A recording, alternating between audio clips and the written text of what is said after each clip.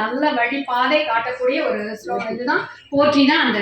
அதே மாதிரி நல்ல அன்பு ஒழுக்கம் இதெல்லாம் தரணுங்கிறதெல்லாம் நம்ம கேட்க மாட்டோம். ஆனா இந்த மாதிரி போற்றி விஷயத்துல கேட்கும்போது அம்பாள் நமக்கு எல்லாமே தர்றாங்க. இப்ப 100 முடிச்சிட்டோம். அடுத்தது 101 சொல்லிட்டோம். விளக்கிட்டார்க்கு மெய்நெறி விளக்குவாய் போற்றி, தாயே நின்னருள் தருவாய் போற்றி, தூயனின் திருவடி தொழுதாய் போற்றி, போற்றி என்பார் அமரர் விளக்கே போற்றி.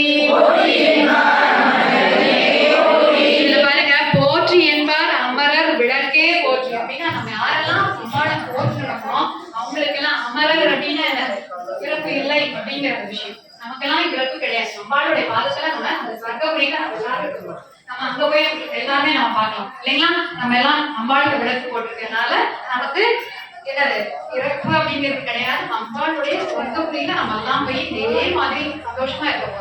சரிங்களா? போற்றி போற்றி போற்றி திருவிளக்கே போற்றி, போற்றி போற்றி திருவிளக்கே போற்றி, போற்றி போற்றி திருவிளக்கே போற்றி. ஒரு நிமிஷம் தீபத்தை பாருங்க, எவ்வளவு ஆசையா இருக்கும். நம்ம 108 தடவை அம்பாளை போற்றி இருக்கோம்.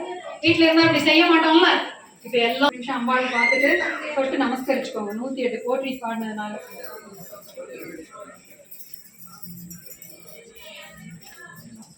எல்லாம் வலிச்சிருக்கோம்.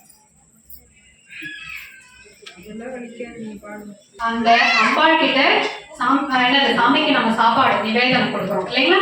இப்ப நிவேதனம் கொடுக்கறதுக்கான சொல்றோம். ஃபர்ஸ்ட் எப்படி சொல்றோம் அப்படின்னா, ஓம் பிரமார்ப்பணம் பிரம்மஹவீர். இது சமஸ்கிருத ஸ்லோகம். அதாவது அம்பாளுக்கு நம்ம நிவேதனம் நான் படைக்கிறேன்னு சொல்ற விஷயம் தான். அதே ஸ்வாஹா, ஓம் அபானாய ஸ்வாஹா, ஓம் ஞானாய ஸ்வாஹா. அப்ப என்ன பண்றீங்க? உங்ககிட்ட இருக்கிற பழத்தை பிரசாதத்தை அழகா ஊட்டி விடுற மாதிரி எல்லாருமே ஒரு தடவை கை மண்ணளக்கும் சமயம்